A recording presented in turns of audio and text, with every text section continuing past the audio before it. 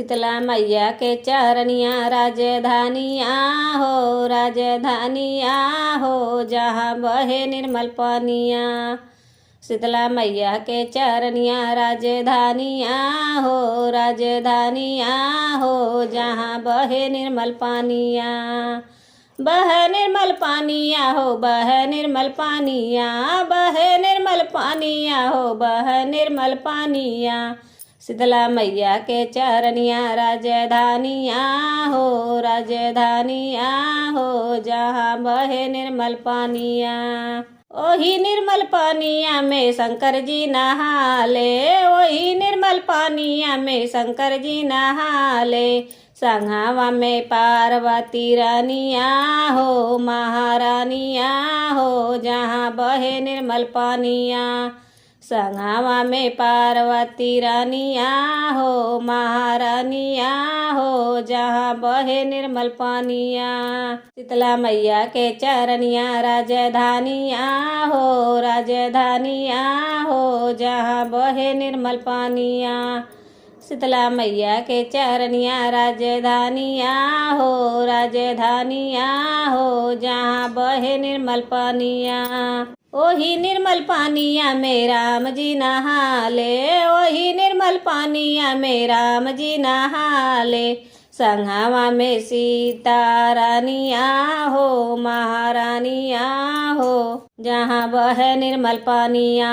संघावा में सीता रानिया हो, महारानिया हो, जहाँ बहे निर्मल पानिया।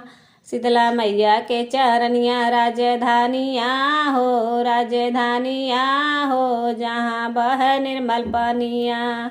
शीतला मैया के चरनिया राजधानिया हो, राजधानिया हो, जहाँ बहे निर्मल पानिया।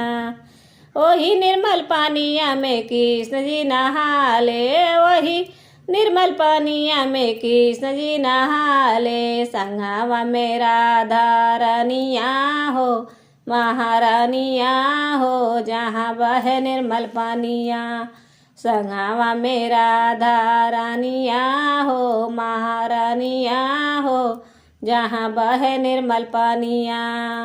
शीतला मैया के चरनिया राजधानिया हो, राजधानिया हो, जहाँ बहे निर्मल पानिया। शीतला मैया के चरनिया राजधानिया हो, राजधानिया हो, जहाँ बहे निर्मल पानिया। वही निर्मल पानिया में गणेश जी नहाले, वही निर्मल पानिया में गणेश जी नहाले। संघावा में लक्ष्मी मैया हो, महारानिया हो, जहाँ बहे निर्मल पानिया। संघावा में लक्ष्मी मैया हो, महारानिया हो, जहाँ बहे निर्मल पानिया।